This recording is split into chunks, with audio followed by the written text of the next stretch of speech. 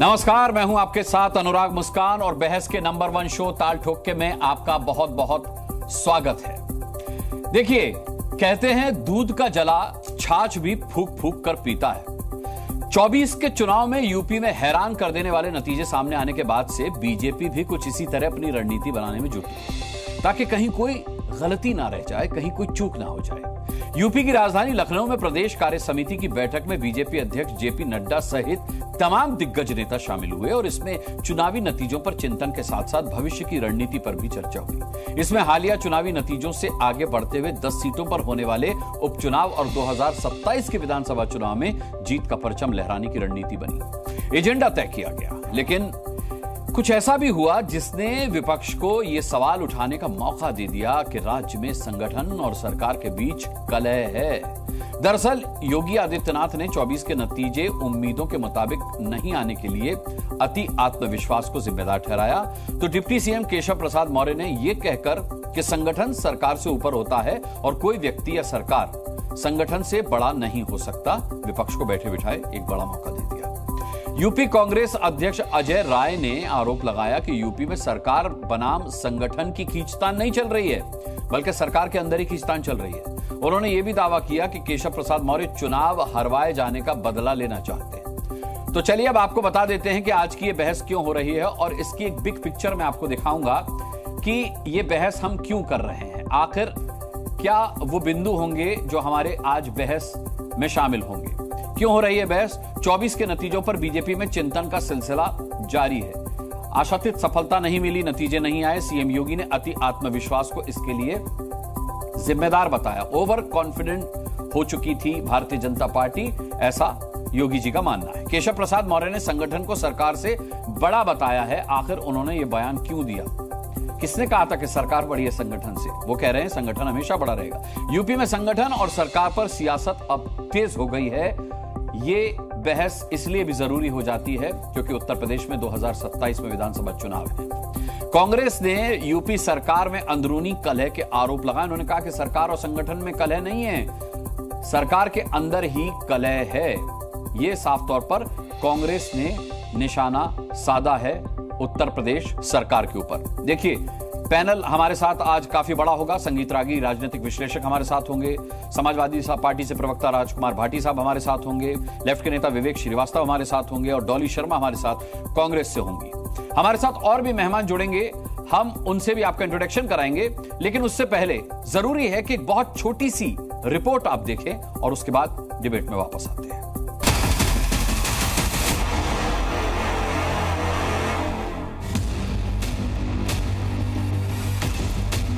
आत्मविश्वास में कि हम तो जीत ही रहे हैं, तो स्वाभाविक रूप से वहां पर कहीं ना कहीं हमें खामियाजा भी भुगतना पड़ता है। संगठन जिसको तय करे उसके साथ खड़ा होकर के प्राणपण से जुट करके कमल चुनाव चिन्ह को विजयी बनाने के संकल्प के साथ अगर हम आगे बढ़ेंगे तो आपका भी सम्मान होगा। ये पूरी तरीके से चुनाव हारने के बाद अब ये परेशान हो चुके हैं कि आगे हमारा भविष्य खत्म है। संगठन सरकार से बड़ा है, बड़ा था, बड़ा रहेगा। मैं मुख्यमंत्री अपने को बात मानता हूँ। भारतीय जनता पार्टी 2027 में जो उनकी आने वाली हार है उसको लेकर के पूर्णता निश्चित है। इसीलिए इस प्रकार की व्याकुलता उनके नेताओं में दिखाई दे रही है। जो लोग उछल कूद करने का कुत्सित प्रयास कर रहे हैं, मुझे लगता है इनको दोबारा उछल कूद करने का अवसर ही नहीं मिल पाएगा। यह हम आप सबको आश्वस्त करने के लिए आज यहाँ पर आए हैं। कांग्रेस पार्टी आज परजीवी पार्टी हो गई, अपने पर खड़ी नहीं है, अपने वोट पर खड़ी नहीं है।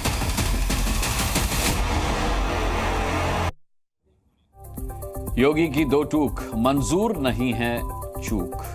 अब सवाल यह उठता है कि संगठन निश्चित तौर पर बड़ा है सरकार से, लेकिन ये बयान देकर के जिस तरीके से इंडिया गठबंधन को मौका दिया गया कि भाई वो ये कह पाए कि सरकार में सब कुछ ठीक नहीं चल रहा है, तो बहस बड़ी हो जाती है। क्योंकि न केवल 10 सीटों पर उपचुनाव है उत्तर प्रदेश में, बल्कि 2027 में विधानसभा चुनाव भी है। हमारे साथ एक बड़ा पूरा पैनल है। हमारे साथ के शर्मा जी भी भारतीय जनता पार्टी से जुड़ चुके हैं। हमारे साथ राजकुमार भाटी साहब है, मैं इंट्रोडक्शन दे चुका हूं, संगीत रागी हैं। राजीव रंजन जेडीयू से हमारे साथ जुड़ेंगे। इसके अलावा हमारे साथ विवेक श्रीवास्तव और डॉली शर्मा जुड़ चुके हैं लेफ्ट और कांग्रेस से।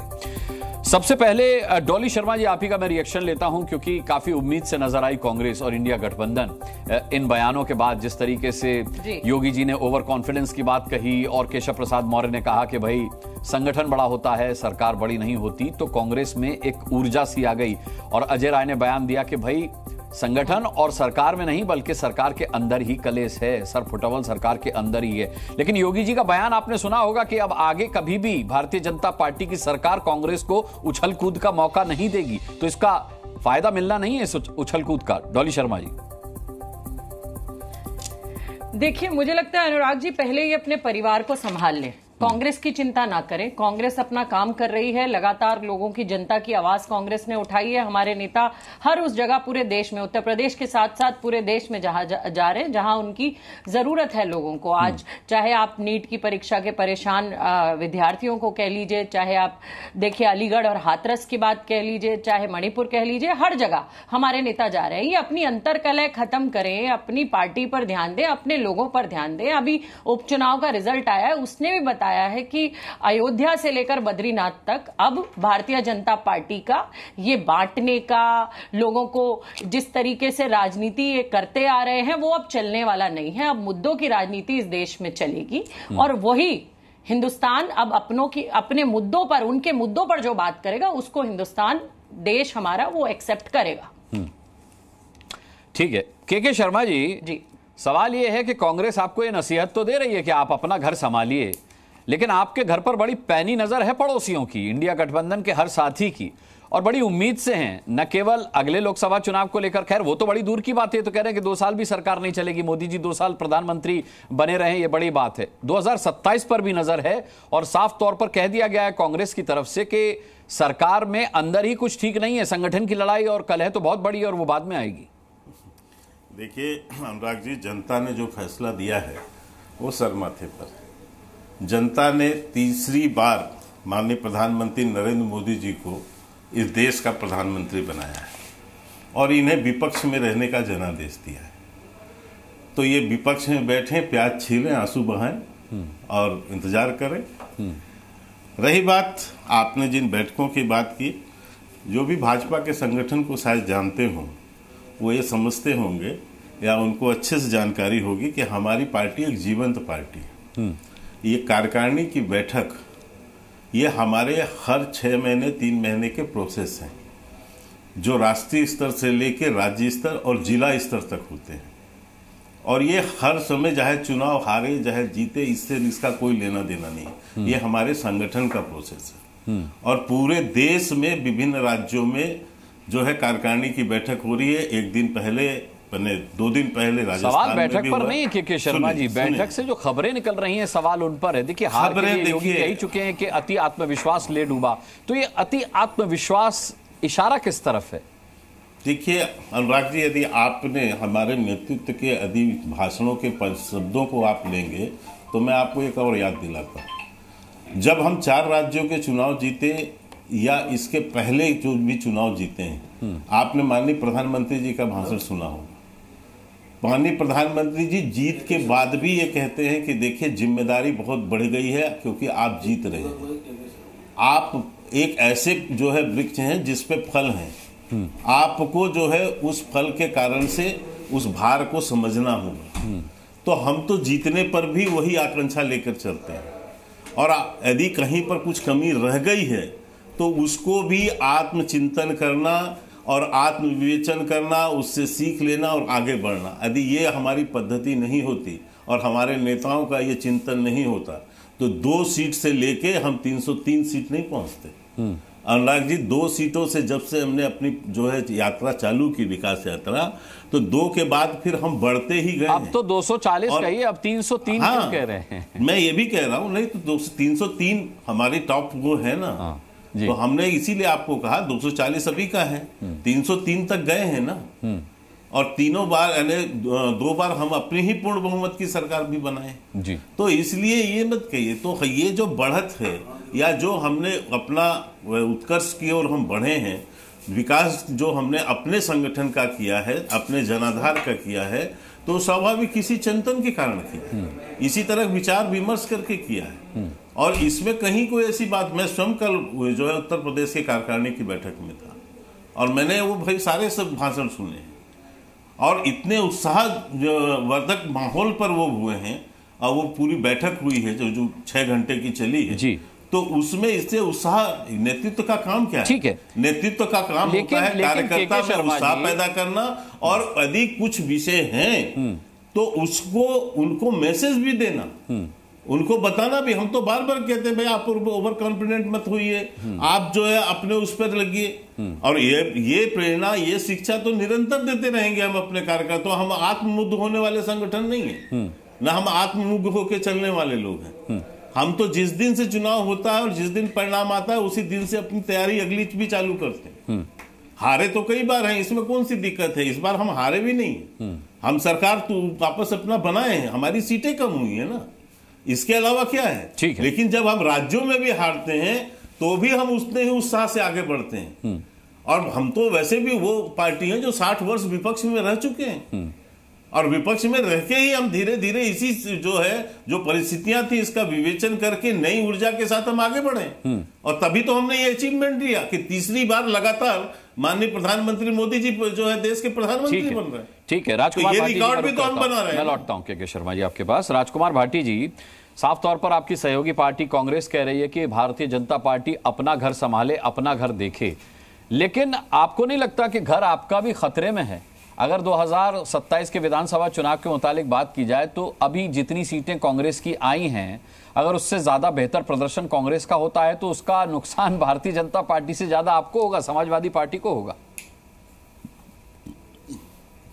नहीं, ये भारतीय जनता पार्टी का समर्थक मीडिया लगातार प्रयास कर रहा है कि ये नैरेटिव बनाया जाए कि कांग्रेस के उभार से। इसमें नैरेटिव बनाए जाने की क्या जरूरत है? ये तो सत्य है सर, इसमें इसको आप नकारेंगे कैसे, ये बताइए। नैरेटिव आप किसी मीडिया को जिम्मेदार बता करके कि वो नैरेटिव बनाने की कोशिश कर रहा है, इस सवाल से बच नहीं पाएंगे। तो सच्चाई है, देखिए आंकड़े की जुबानी है ये। तो मेरे बोलने पे आपको आपत्ति क्यों? अभी के शर्मा ने 5 आप जब तक पूरा नहीं कर लेंगे, फुल स्टॉप नहीं लगा देंगे, मैं किसी और के पास जाऊंगा नहीं भाटी जी। तो ये तो कोई तरीका नहीं हो, मैंने एक वाक्य बोला है, आप साथ के साथ खंडन नहीं, आपने मीडिया पर सवाल उठाया तो बोलना मेरा जरूरी था। फिर आप जब सवाल मीडिया पे उठाएंगे तो भाटी जी बोलना जरूरी हो जाएगा ना, नहीं तो मैं नहीं टोकता आपको। इस देश में जितना पतन मीडिया का हुआ है पिछले 10 साल में जितना पतन मीडिया का हुआ है, इतना किसी और क्षेत्र में नहीं हुआ है। देखिए उसी मीडिया पर आप बैठे हुए में भी आई है गिरावट। आपको अपनी बात कहने के लिए मैं बोलूंगा जब तक आप टोकते रहेंगे। नहीं, आप जब तक मीडिया में बात करेंगे तो फिर मैं बोलूंगा। मैं इसे जोर देकर बोलूंगा, है ना, मैं एक छोटा सा प्रतिनिधि हूं मीडिया का, तो मैं बोलूंगा सर। मीडिया पे बात करेंगे तो मैं बोलूंगा, मेरे सवाल पर बोलेंगे, मैं नहीं टोकूंगा आपको। लेकिन दोनों का बोलने का टाइम तय होता है, आप अपने टाइम पे बोलें, मुझे अपने टाइम। नहीं, मेरा काम सवाल पूछना है, बोलना नहीं है। बोलने देना। मैं कह रहा हूं, आपने मीडिया पर सवाल उठाया तो मैंने बोला, मैंने सवाल पूछा था, उस पर जवाब दे दीजिए। चलिए, मीडिया के पतन पर बहस नहीं है। आप टोका टाकी कर रहे हैं, आप सवाल नहीं पूछ रहे, आप टोका टाकी कर रहे हैं। मैंने तो सबसे पहले सवाल पूछा था। कर रहे हैं, आपको मेरी बात नहीं सुननी है, मैं उठ जाता हूं। मैं बिल्कुल आपके बात सम्मान के साथ आपको आमंत्रित कर रहा हूं जवाब देने के लिए। भाटी जी कृपया जवाब देने दें। अगर आप सम्मान के साथ आमंत्रित करते हैं तो मेरा हाथ जोड़ के आपसे निवेदन है, बोलिए। और व्यक्तिगत आपसे मेरी कोई शिकायत नहीं है। आप बहुत अच्छे एंकर हैं, बहुत अच्छे पत्रकार हैं। अगर आप मुझे बोलने देंगे बिना टोके तो मैं बोलूंगा, वरना मैं उठ जाता हूं। मुझे कोई शौक नहीं है, बिल्कुल। बोलिए। देखिए, मैंने मीडिया का जिक्र इसलिए किया अनुराग जी, आपने शुरुआत ये की कि कांग्रेस के उभार से समाजवादी पार्टी को ज्यादा परेशानी होनी चाहिए। इसके अलावा इसका कोई जवाब हो ही नहीं सकता, और यह सच है।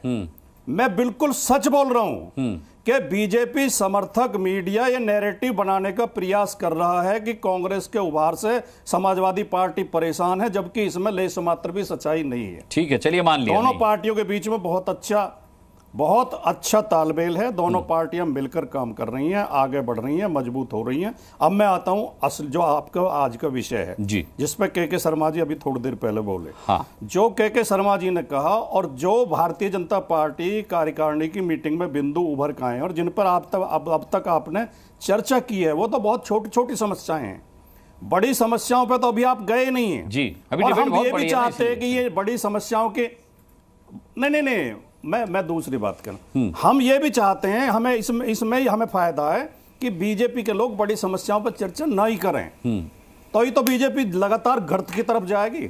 सबसे बड़ी समस्या यह है कि उत्तर प्रदेश में भारतीय जनता पार्टी की सरकार ने उत्तर प्रदेश को बर्बाद कर दिया है। इनका आत्मविश्वास केवल चुनाव जीतने का नहीं था, इनका अति आत्मविश्वास इस बात में था कि हम तो राम के नाम पर, धर्म के नाम पर मुसलमानों से हिंदुओं को डरा के चुनाव जीत जाएंगे, हमें कुछ करने की जरूरत नहीं है। इसलिए इन्होंने 7 साल केवल कमीशन खोरी की है, दलाली की है, भ्रष्टाचार किया है। इनके हर निर्माण के भ्रष्टाचार की पोल खुल रही है। इन्होंने जो हाईवे और जो सड़कें बनाई हैं वो सारी बारिश में धंस गई हैं, इनके पुल गिर रहे हैं, इनकी छतें टपक रही हैं। इनका भ्रष्टाचार चिंगाड़ चिंगाड़ कर बोल रहा है। इनके पूर्व मंत्री जो कैबिनेट मिनिस्टर रहे हैं, मोती सिंह जी खुद कह रहे हैं कि 45 साल के जीवन में थाने तहसील में इतना भ्रष्टाचार कभी नहीं देखा गया। इनके विधायक कह रहे हैं, रमेश मिश्रा, कि हम चुनाव, ये बहुत खराब हालत है उत्तर प्रदेश में बीजेपी की और बीजेपी चुनाव नहीं जीत पाएगी 27 में। लेकिन इससे भी ज्यादा बड़ी बात यह है, इन्होंने असली जो अन्याय किया है वो उत्तर प्रदेश के पीडीए के साथ किया है। अच्छा। पिछड़े दलित अल्पसंख्यकों का इन्होंने जितना उत्पीड़न किया है, हर नौकरी में इन्होंने बेईमानी की है। शिक्षक भर्ती में हाई कोर्ट का आदेश है कि बेईमानी हुई है, पिछड़े वर्गों को भर्ती होने से रोका गया है। पिछड़े वर्ग के लड़के लड़कियां आंदोलन कर रहे हैं पिछले 2 साल 2.5 साल से कि 19,000 पदों की लूट की है बीजेपी ने, पिछड़ों के पद छीन के दूसरे लोगों को दिए हैं। लेकिन इनकी सरकार, और हाईकोर्ट का आदेश है कि 6,800 की भर्ती और की जाए पिछड़े वर्गों से, इनकी सरकार नहीं कर रही है। अभी एक उसमें संजय गांधी पीजीआई में पोस्ट निकली थी एक असिस्टेंट प्रोफेसर की, सर्वेश वर्मा जिन्होंने अप्लाई किया था ओबीसी कोटे में, एक सीट जनरल के लिए थी, एक सीट ओबीसी कोटे के लिए थी। सर्वेश वर्मा ने जब एडमिशन लिया था पीजी में तो वो एंट्रेंस में टॉप किया था उन्होंने, और उनका बहुत शानदार कैरियर है पूरा अब तक का। लेकिन उसे जो है नॉट फाउंड सुटेबल लिख के उसको भर्ती नहीं किया गया और जनरल की सीट भर ली गई। और ये केवल एक भर्ती में नहीं हो रहा है, ये अनेक भर्तियों में हो रहा है। इनकी मंत्री अनुप्रिया पटेल ने प्रधानमंत्री को पत्र लिखा है कि जो एनएफएस लिखकर ओबीसी और एससी के साथ बेईमानी की जा रही है। ठीक है, हमारे आरोप पर विश्वास न करें, इनकी खुद की मंत्री कह रही हैं। ठीक, तो ये जो और एक आखिरी बात कहूं, उत्तर प्रदेश के मुख्यमंत्री जी ने जो अपने राजनीतिक स्वार्थ के लिए पुलिस को जो खुली छूट दी है और बुलडोजर राज कायम किया है कि पुलिस जिसे चाहे पकड़कर गोली मार दे, उसके कारण पुलिस, उत्तर प्रदेश की पुलिस जो है लुटेरों के गिरोह जैसी हो गई है। वो पकड़ कर लोगों से पैसे वसूल कर रहे हैं। थाने में जिसे भी पकड़ा जाता है कि या तो 5 लाख रुपए लाओ, नहीं तो पैर में गोली मारेंगे। ठीक है, ठीक है। तो ये के शर्मा जी जवाब, बहुत सारे आरोप एक साथ कई तीर चला दिए भाटी जी ने। नहीं, देखिए ऐसा है, इनका ये विपक्ष में है, इनका काम ही आरोप लगाना, उससे ज्यादा क्या कर सकते हैं। नहीं, गलत आरोप लगाएं क्या? गलत आरोप लगाएं क्या? उसके कुछ तथ्य हो तो मैं बिल्कुल मान लूं। जो ये कह रहे हैं कि 5 लाख रुपया मांग रहे हैं, 10 लाख रुपया मांग रहे हैं, ये सब तो ये लगाना ही है इनको। लेकिन सबने देखा है इनके शासनकाल में कि क्या वहां स्थिति रही है। लेकिन मैं उस तथ्यों से ही बात करूंगा अनुराग जी। 5 साल सरकार रही ना हमारी यूपी में, इसके बाद चुनाव हुआ 22 में, तो यदि यूपी में इतना था तो 22 में हार जाना चाहिए था हमें। लेकिन 22 में तो हम जीत कर आए, फिर से अपनी सरकार बनाए। तो ये इनका काम है इस तरह की बातें करना। जनता अच्छे से जानती है कि मुख्तार अंसारी जैसे माफिया के कब्र पर फूल चढ़ाने वाले, अतीक अहमद को प्रतिष्ठित परिवार का बताने वाले लोग, इनकी पहचान अच्छे से। हाँ, इस चुनाव में बिल्कुल मैं मानता हूं कि हमारी कुछ सीटें कम वहां जरूर हो गई हैं लोकसभा के चुनाव में, लेकिन ऐसा भी नहीं कि हम बिल्कुल साफ हो गए वहां पर। अब रही बात जो प्रश्न आपने पूछा कांग्रेस के उभार से सपा का क्या होगा, तो इसका तो बहुत दूर जाने की जरूरत ही नहीं है। अनुराग जी, 2009 का चुनाव आपको याद होगा। 2009 में जब कांग्रेस को पूरा बहुमत भी नहीं मिला था, 206 सीट मनमोहन सिंह के पास थी, इनकी सरकार में। उस समय यही मुलायम सिंह यादव और अमर सिंह अपना समर्थन का लेटर लेके इसी लुटियन जोन में सोनिया गांधी के दरवाजे पे थे, घूम घूम के कह रहे थे हमारा समर्थन ले लो, हमारा समर्थन ले लो। और कांग्रेस में सोनिया गांधी ने मिलने से इनकार कर दिया मुलायम सिंह जी से जी। और अंत में उनको मीडिया के बीच जाकर कहना पड़ा कि वो हम बाहर से ही समर्थन दे रहे, बरंग न ले। तो कांग्रेस की फितरत जो रही है उसकी मार ये कई बार खा चुके हैं, लेकिन आज इनकी समस्या है, इनको अपने राजनीतिक अस्तित्व की रक्षा करनी है। तो अभी तो ये अमर बेल की तरह एक दूसरे पे लिपटे मिलेंगे, अपनी फितरत पे बात करो ना, देश तो के ये हुए, फितरत है ना अपने तो ये साथी सब। पार्टियों अरे भाई आपके पाप आपको नजर बताए आएंगे ना, वो पाप आपके नेताओं ने किया है, आप क्यों घबरा रही हैं? बहुत से पाप किए गए, आपके तो इसलिए भर चुका है। आप चिंता न करो, हम सरकार में हैं। अयोध्या से संदेश दे दिया और बद्री विशाल से बद्रीनाथ से। मैं अनुराग जी इनको बीच में मत भूलवाइए, मैं इतना ही कहना चाहता हूं। ओवर कॉन्फिडेंस आप रहने दीजिए मैडम, रहने दीजिए, बहुत चिल्लाने से कुछ नहीं होता है। अभी भी 99 सीट ही है, नहीं 100 भी नहीं नहीं पहुंचे। रही हूँ। आप 100 सीट लगाएंगे तो मैं ये अनर्गल नहीं है, आपको सुनने आई, ये अनर्गल नहीं है, आपको जानकारी नहीं है, आप राजनीति में रही भी नहीं है, आपको पता भी नहीं है उस समय, आपको भगवान आपको पता ही नहीं है, आपके ज्ञान, आपको राजनीति में आए 2 साल हुआ, आप समझ क्या पाएंगे इतिहास? आपको पता क्या है कांग्रेस का इतिहास? अनुराग जी मुझे बोलने दीजिए, मैं बीच में इस तरह से बहस नहीं। ठीक है, अब ज्यादा दिन मैं बहस नहीं करता। केके जी को बात पूरी कर लेने दीजिए, बाकी मेहमानों के पास इनको इतिहास का पता ही नहीं है तो मैं क्या करूं? ये राजनीति में आई होंगी, उसमें थी या नहीं थी पता नहीं। आप संक्षिप्त में अपनी बात पूरी कर मैं इसीलिए कह दूं, यही नहीं साहब, आपको पता होगा अच्छे से, मुलायम सिंह जी घोषणा यहां आकर प्रेस करते थे बार बार कि साहब मेरे ऊपर जो है कांग्रेस पार्टी ने जो है केस लगाए हुए हैं, सीबीआई में के ऊपर सीबीआई छोड़े हुए हैं, ये सारा कांग्रेस का कुकर्म है सर। और दूसरी बात, ये चीजें ये जो बार बार कहते हैं, अनुराग जी मुझे बात कहने में कोई संकोच नहीं। 92 के आंदोलन के बाद जो आंदोलन हुआ उसके बाद उत्तर प्रदेश जो 4 राज्यों में चुनाव हुए थे, हम उत्तर प्रदेश हार गए थे।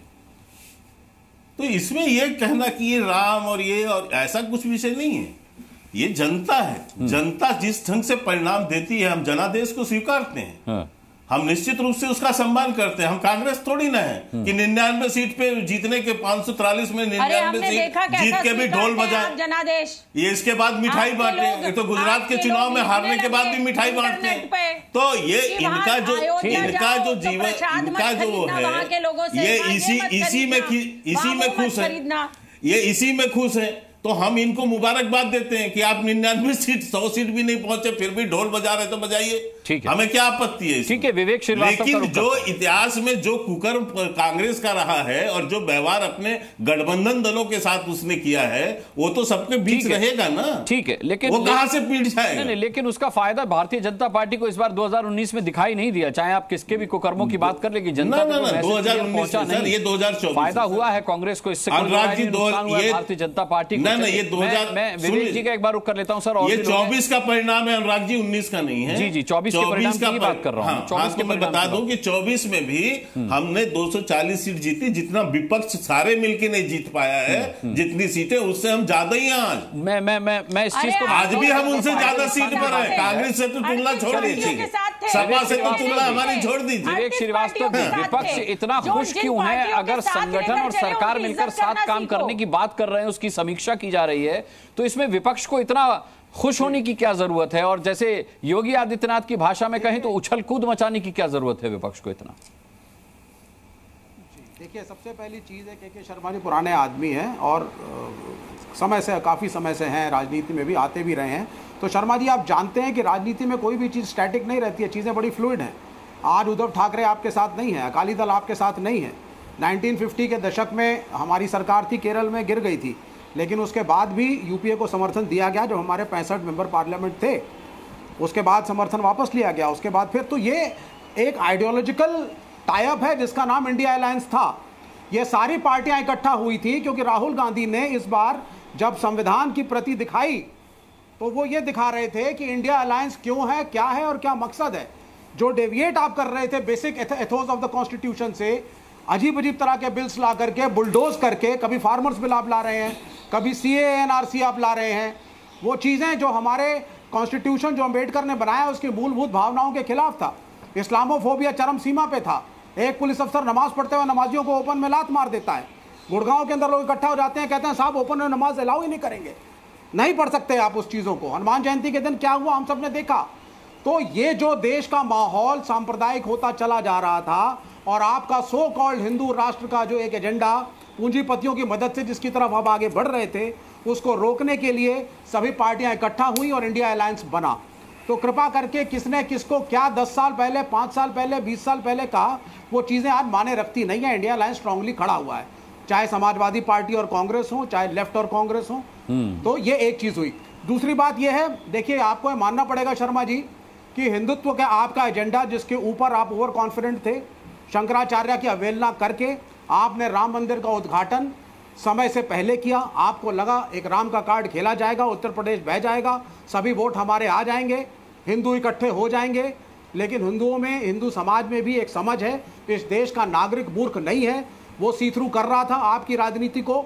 एक आध बात बरगला चुके थे आप उसको 2014, 2019 में, 2024 में आप नहीं कर पाए। आप चित्रकूट भी हारे हैं, त्र्यंबकेश्वर भी हारे हैं, अयोध्या को तो छोड़ ही दीजिए आप, और अभी तो आप बद्रीनाथ में भी हारे हैं। तो देश में जो सांप्रदायिकता आप फैला रहे थे उसका जवाब आपको मिला है। ये नंबरों से आपकी हार बेशक ना हो जैसा आप कह रहे हैं, आपकी एक आइडियोलॉजिकल हार है। और जब आप चुनाव लड़े थे तो आप एनडीए के नाम पे चुनाव नहीं लड़े थे, आप मोदी के नाम पे चुनाव लड़े थे, भाजपा के नाम पे चुनाव लड़े। क्या बात कर रहे हैं आरएसएस तक को आपने दरकिनार कर दिया था। स्वदेशी, सुन लीजिए सर, स्वदेशी जागरण मंच, स्वदेशी जागरण लाइन से विवेक जी था, उसको आपने उठा पोल अलायंस है, आप क्या बात कर रहे हैं? और 100% एफडीआई पे आप उतर आए। जब जिस दिन रिजल्ट आया उस दिन बिना भाजपा की मीटिंग के, किसी भी आपकी बोर्ड की, गए जेपी नड्डा साहब और बोल दिया साहब ये हमारे भविष्य के एनडीए के प्रधानमंत्री हैं। आपकी खुद की पार्टी के अंदर आवाजें उठाई गई कि जब किसी भी तरीके से फॉर्मल तरीके से प्राइम मिनिस्टर का नाम नहीं डिसाइड हुआ है तो किस प्रकार से जाकर के हम मीडिया के अंदर मोदी को प्राइम मिनिस्टर अनाउंस कर रहे हैं। मैं जवाब देना हुई तो ये आप, हाँ, तो ये 100% एफडीआई में जो आपने आरएसएस को भी जलांजलि दी है। संक्षिप्त सा जवाब रखिएगा, राजीव रंजन और संगीत रागी जी के पास भी जाना है मुझे। बस थोड़ा सा करेक्ट कर दो इनको, थोड़ा सा करेक्ट कर देता हूं कि देखिए ये कह रहे हैं कि एनडीए चुनाव नहीं लड़ा था। यदि एनडीए चुनाव नहीं लड़ा था तो हमारी तो प्रीपोल, यहाँ जेडीयू के राजीव जी बैठे हुए हैं, बिहार में हम बगैर समझौते के वो लड़े थे क्या? हमने सीट बांटा था ना, हमारा जो है आंध्रा में हम जो है सीट का बांट कर ही चुनाव लड़े थे। ये अलायंस तो प्रीपोल था। फिर ये कह रहे हैं कि आप जो है एनडीए नहीं लड़ी। दूसरी बात विवेक जी, आपको बात की चीजें याद है, जो अशोका होटल में जो एनडीए की बैठक हुई थी, उस बैठक में ही प्रस्ताव पारित किया गया था सभी दलों की ओर से कि माननीय प्रधानमंत्री नरेंद्र मोदी जी के नेतृत्व में हम चुनाव में जाएंगे। आप नीतीश उस समय के जो है सर, आपने आप उसके सुन लीजिए। और उसके बाद वो ऑलरेडी प्रधानमंत्री पद के उम्मीदवार उसी समय तय थे और वो कंटिन्यू प्रधानमंत्री थे, इसलिए ये तय भी हुआ था और ये प्रस्ताव भी किया गया था। तो इसके बाद उसको नए प्रस्ताव की आवश्यकता नहीं थी, ना आवश्यकता है जीतने के बाद। तीसरी बात, आप इतनी जब कह रहे हैं तो मैं इतना ही पूछ रहा हूं कि केरल में आप क्यों, इसी लोकसभा में आप केरल में क्यों लड़ रहे थे इनके अगेंस्ट कांग्रेस के? आप अपनी अलायंस की बात कीजिए ना। क्या नहीं बोला आपके नेताओं ने? आपके नेताओं ने क्या नहीं बोला राहुल गांधी को वहां पर? क्यों उतारा वायनाड के अंदर आपने अपना कैंडिडेट? आप दिल्ली में एक हैं, केरला में आपकी ये जो दोमुहा नीति आपका है, आप हमको गठबंधन सिखाएंगे? आप हमको गठबंधन सिखा रहे हैं? आप केरल में क्या नहीं बोला कांग्रेस को आपने? कोई दूसरी पार्टी होती तो हट जाती। ये तो आप लोग राजनीति ऐसे अवसरवादी लोग हैं कि अवसरवादिता के कारण से केरल में आपकी कोई दूसरी नीति होती है, दिल्ली में कुछ और नीति होती है। तो ये जो दोहरा नीति है, चरित्र है आपका, राजीव रंजन को रुक करता हूं, संगीत रागी जी भी हमारे साथ। आप इसका जवाब नहीं दे पाएंगे, ठीक है, मुझे पता है। ठीक है, यूपी में रहते सर, केरल नहीं जाते। राजीव रंजन जी, सारा विवाद इस बात का है कि ये किसने कहा था कि सरकार संगठन से ऊपर है? किसी ने नहीं माना था कि सरकार ऊपर है। फिर ये बयान दिया केशव प्रसाद मौर्य ने कि संगठन सबसे ऊपर है, सरकार से ऊपर है। तो ये अजय राय को ये बयान देने का मौका मिला कि वो हरवाए जाने का बदला लेना चाहते हैं। और सारा विवाद इसी से शुरू हुआ कि संगठन और सरकार में बन नहीं रही, सरकार में आपस में सर फुटा हुआ है। इस बयान की जरूरत क्या थी कि संगठन सरकार से सदैव ऊपर है? अब देखिए, वो कहीं ना कहीं से खुन्नस निकालने की स्थिति है। अजय राय जी लगातार चुनाव हार रहे हैं और खुद को प्रासंगिक बनाए रखने के लिए बयान तो देना पड़ता है। उन बयानों का कुछ गंभीर अर्थ निकले ना निकले, लेकिन आपको बने रहना पड़ता है। एक बात मैं दोनों अलायंसेस को, एक बार मैं चाहूंगा कि दोनों अलायंसेस की तस्वीर देश के सामने हो जाए। प्रीपोल अलायंस, एक तरफ एनडीए को देख लीजिए, बिहार में हम लोग भारतीय जनता पार्टी के साथ लड़ रहे थे, एलजेपी हमारे साथ थी, हमारे साथ हम और उपेंद्र कुशवाहा की पार्टी लड़ रही थी। अब दूसरी तरफ आप देख लीजिए महाराष्ट्र में भाजपा, चाहे वो शिवसेना के शिंदे गुट का सवाल हो या अजीत पवार की पार्टी हो, और भारतीय जनता पार्टी वहां लड़ रहे थे। जहां काफी देर से अलायंस हुआ, वहां भी पवन कल्याण और टीडीपी के साथ इनका काफी बेहतर समन्वय था। राजीव जी, आपने मोदी से गठबंधन किया था या भाजपा से? अब 2 मिनट विवेक जी, मेरी आदत नहीं है, मुझे बोल लेने दीजिए, फिर आप सब नहीं, आप मेरी बात के बाद बोलिएगा। आप लोगों के साथ प्रॉब्लम क्या है? नहीं, बस इसके बाद मेरा जवाब ले लीजिए। अब हो गया आपका सवाल, मैंने सुन लिया है जी। अब दूसरी तरफ मैंने कुछ राज्यों की बानगी दे दी है। बिहार में इनका अलायंस काम कर रहा था, लेकिन अगर देश के बाकी हिस्सों में आप देख लीजिए तो इस बात को कितनी बार दोहराया जाए कि आप पार्टी भी इंडिया में है और वो इनके खिलाफ पंजाब में लड़ रही थी और अब दिल्ली में भी इनके खिलाफ है। दूसरी तरफ लेफ्ट के नेता हैं विवेक श्रीवास्तव जी, केरल और बंगाल इंडिया अलायंस में ये कहीं नहीं दिख रहे थे, ये सब एक दूसरे के खिलाफ लड़ रहे थे। तो हमारा ये कहना है कि ममता बनर्जी, टीएमसी और कांग्रेस, ये सब एक दूसरे के खिलाफ लड़ रहे थे। तो ये एक ऐसा फ्रेंडली अलायंस है जिसमें एक दूसरे के खिलाफ लड़ना, एक दूसरे को गालियां देनी है और लड़ भिड़ करके फिर से आप कोई आपने प्रतीक तय कर लिया संविधान और उसके बाद लेकर के आप चले आए। अब उसके बाद आप बार बार विपक्ष पर आप नैरेटिव, कांग्रेस ये रूलिंग पार्टी पर और मीडिया पर दबाव बनाते हैं कि नैरेटिव गढ़ने की बात करते हैं। दरअसल आप एक औसत विद्यार्थी जिसको पास होने की उम्मीद नहीं है, आपको द्वितीय श्रेणी के प्राप्तांक प्राप्त हो गए और जिसको डिस्टिंक्शन आना था उसको फर्स्ट क्लास आया, आपने कहा कि ये तो फेल हो गया। ये समझ से परे है कि एक प्रीपोल अलायंस जिसने जनादेश मांगा, जनता का आशीर्वाद मिला, देश में एक इतिहास रचा एनडीए ने कि पहली गैर कांग्रेसी सरकार बनी जिसकी अगुवाई तीसरी बार बनी जिसकी अगुवाई प्रधानमंत्री नरेंद्र मोदी जी कर रहे हैं। अब उत्तर प्रदेश का सवाल है, इससे ईमानदार स्वीकारोक्ति क्या हो सकती है कि अगर हमारी कमियां हैं इसलिए कि हमको फिर से डिस्टिंक्शन पाना है तो हमारी कोशिश ये होनी चाहिए कि हम अपनी कमियों को जितना भी सुधार सकें और बेहतर रणनीति के साथ विधानसभा चुनाव में हम जाएं। और इसलिए अगर ये केशव प्रसाद मौर्य ने कोई बात कही या योगी आदित्यनाथ जी ने कही तो ये पब्लिक डोमेन में ये है और इसको किसी तरह से ढक करके नहीं रखा गया।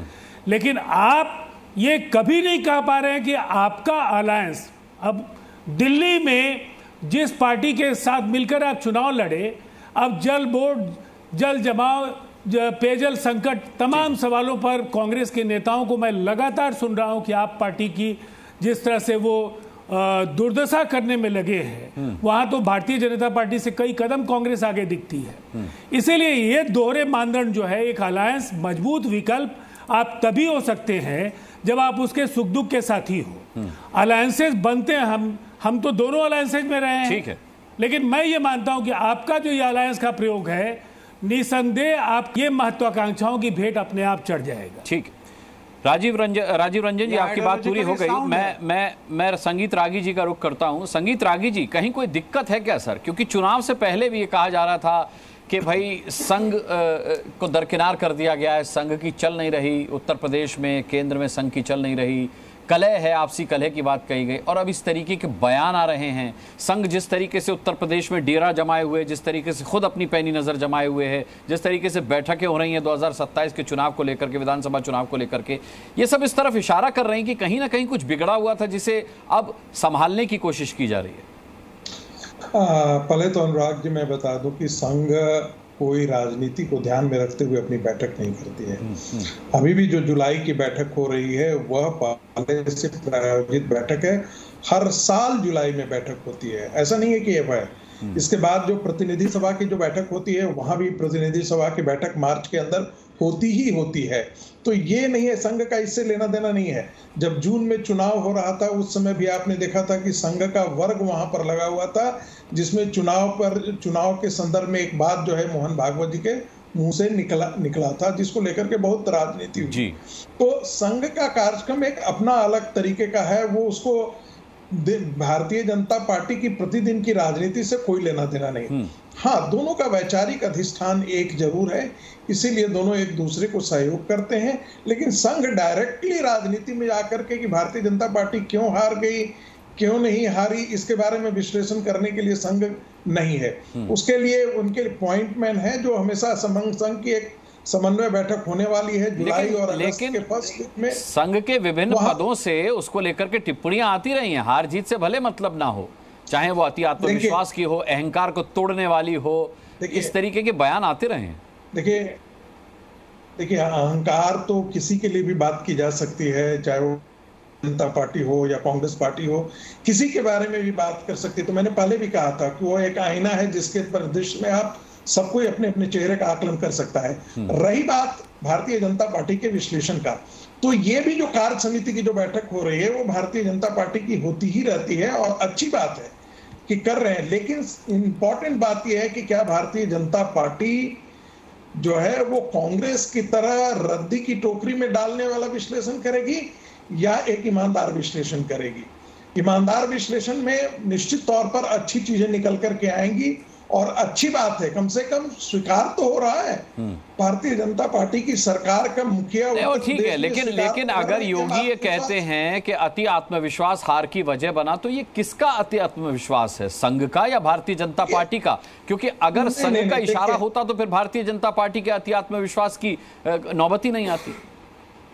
नहीं, जब यदि वो कह रहे हैं कि आत्मविश्वास था, इसका मतलब कि भारतीय जनता पार्टी संगठन सरकार दोनों का आत्मविश्वास, देखिए भारतीय जनता पार्टी ने मान लिया, आत्मविश्वास नहीं सर, अति आत्मविश्वास का है। आत्मविश्वास से तो जीतते, अति आत्मविश्वास से हारे हैं।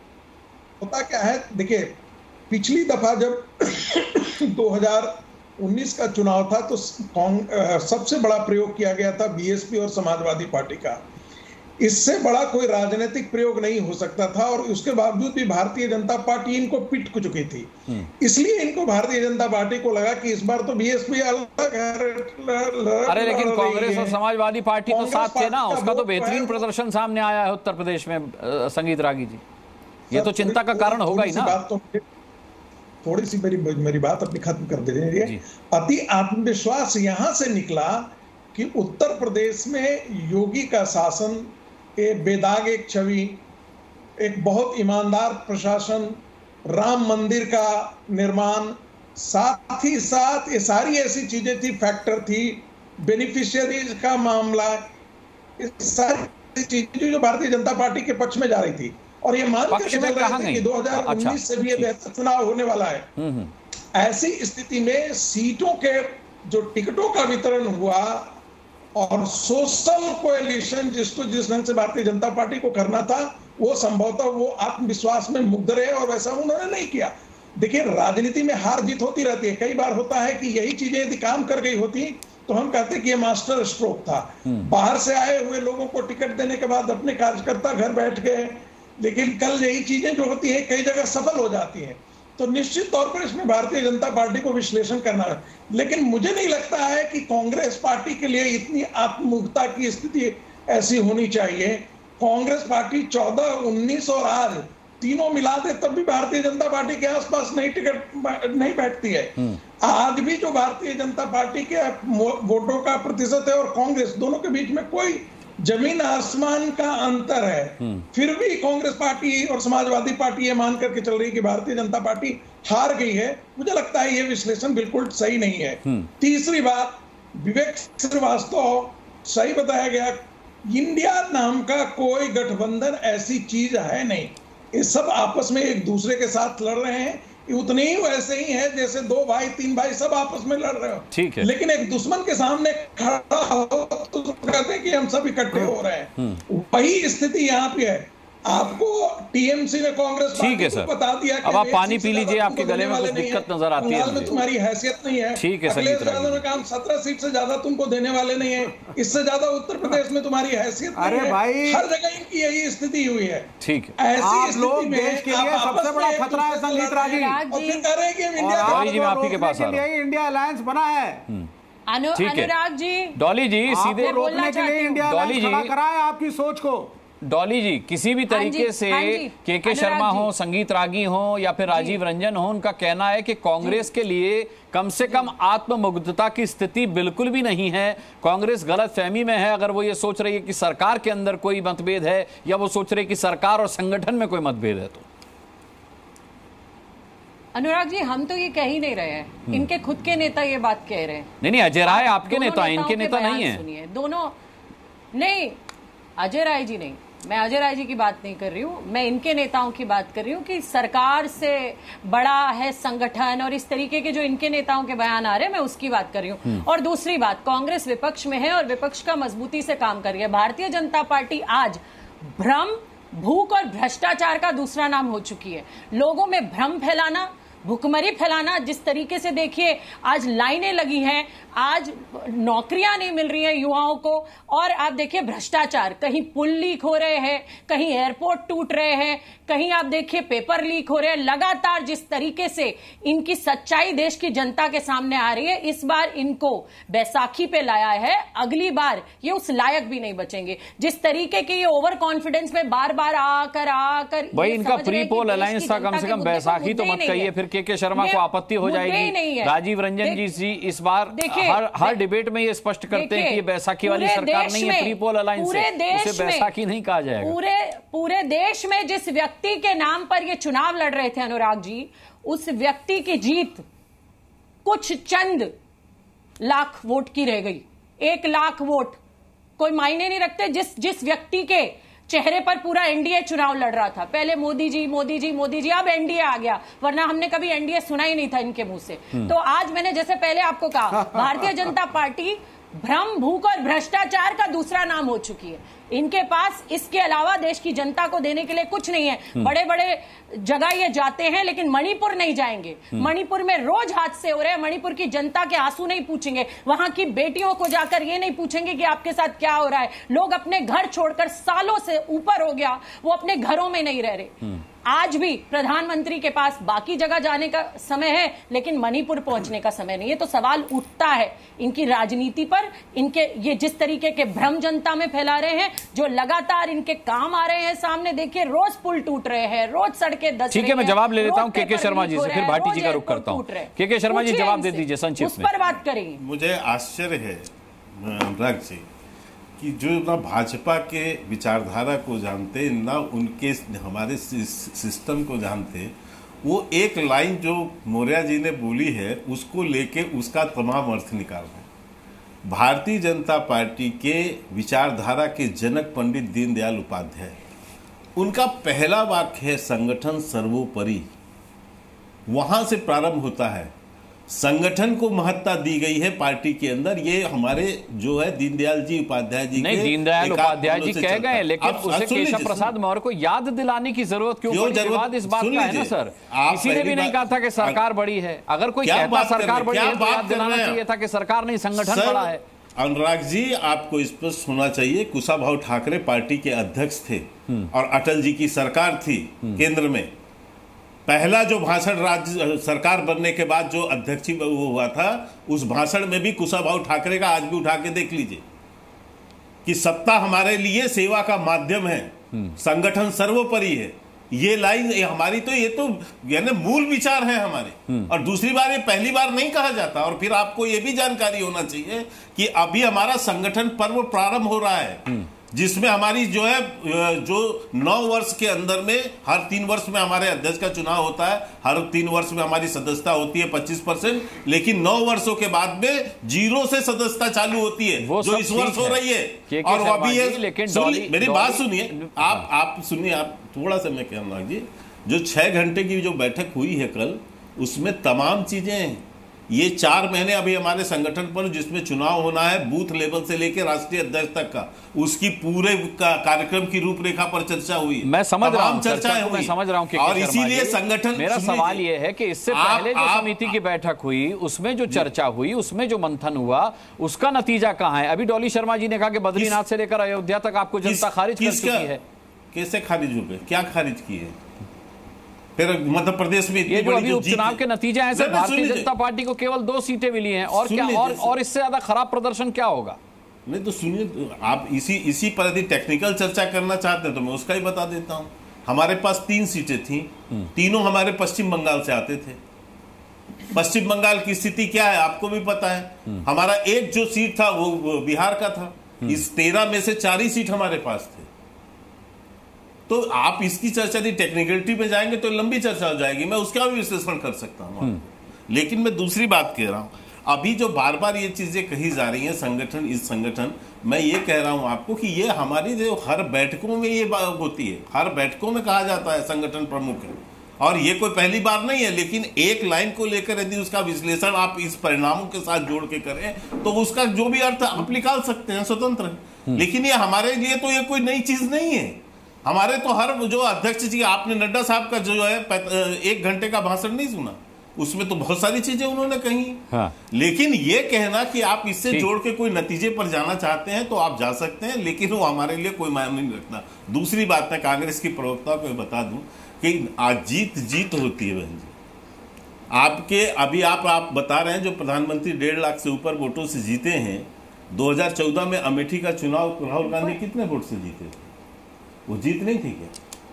तो इससे आप जो है आकलन मत लाए, अपने आप को खुश रख सकते हैं। अरे आप आज की बात इससे ज्यादा कुछ मत कीजिए। आज की बात करिए। राहुल गांधी दोनों जगह, एक जगह 3,90,000 वोट के ऊपर जीते, अमेठी से हारे भी है ना, जगह 3,30,000 से ज्यादा की जीत है। चिंता बीच में मत बोलिए बहन जी, बीच में मत बोलिए, ये बदतमीजी होती है, बदतमीजी होती है, मत बोलिए बीच में। लंबा भाषण हो गया। अब मैं फिर दूसरी बात बता दूं, इनको बार बार मणिपुर याद आता है, मणिपुर आता है। लेकिन मैं यही पूछना चाहता हूं, इसी बंगाल में आए दिन महिलाओं के साथ ठीक है, बंगाल तमिलनाडु नहीं जाएंगे। नहीं सुन, ये बात हो चुकी है। आप मणिपुर कांग्रेस, अनुराग जी सुन लीजिए, अनुराग जी सुन लीजिए एक मिनट, अनुराग जी एक मिनट सुन लीजिए। यदि आप मणिपुर जा सकते हैं तो बंगाल संदेश खाली में राहुल गांधी की बोलती क्यों बंद है? प्रियंका गांधी वोट क्यों नहीं करती कि लड़की लड़ सकती हो? क्या बंगाल की बेटी बंगाल नहीं, बंगाल की बेटी बेटी नहीं है क्या? बंगाल की लड़की लड़की नहीं है क्या? कि नरेंद्र मोदी प्रधानमंत्री है, उस लिहाज से हमें जाना चाहिए। राजकुमार भाटी जी, चलिए भाटी जी, देखिए कुल मिलाकर के संगठन में कोई कलह है या सरकार भी मानने को तैयार नहीं है। जो हार हुई है, जो नतीजे पक्ष में नहीं आए, वो इसलिए माना गया कि भाई टिकट वितरण सही नहीं हुआ, सही कैंडिडेट को नहीं चुनाव दिया गया। अगर ये रेक्टिफाई करके और इसको ठीक कर लिया जाएगा तो फिर परिणाम ठीक आने लगेंगे। तो ऐसे में बहुत ज्यादा समय तक आप खुश नहीं रह सकते। इनके लिहाज से उत्तर प्रदेश में और देश में सब ठीक हो जाएगा अगले यही कांग्रेस है जिसने ठीक है भाटी जी से सवाल पूछा है।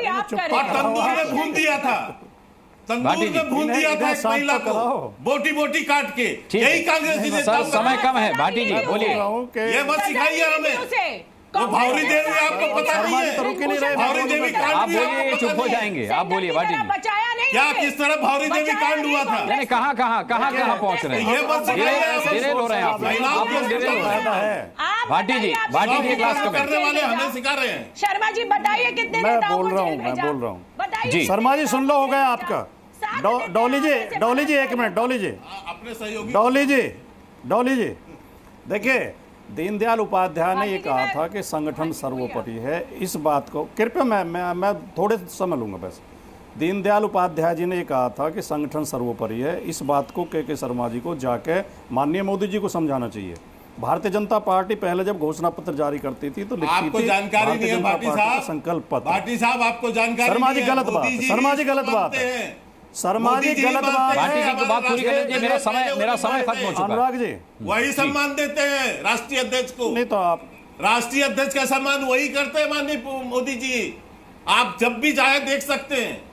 आपकी डिबेट तो इन्होंने के शर्मा ने कैप्चर कर रखी है। नहीं, लेकिन आपने बड़ा तीखा हमला कर दिया।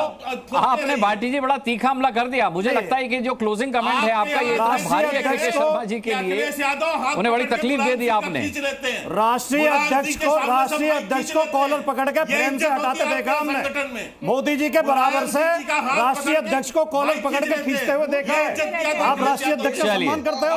चलिए, मेरा मन तो है डिबेट को आगे बढ़ाओ, जानते हैं मेरा मन तो है, लेकिन समय खत्म हो चुका है। माफी चाहूंगा सभी से और धन्यवाद भी करना चाहूंगा सभी पैनलिस्ट का आज की ताल ठोक के डिबेट में शामिल होने के लिए। कल शाम 5 बजे एक और मुद्दा लेकर के सवाल करेंगे अपने पैनलिस्ट से और इसी बेबाकी से ठोकेंगे ताल। तब तक के लिए इजाजत दीजिए, बहुत बहुत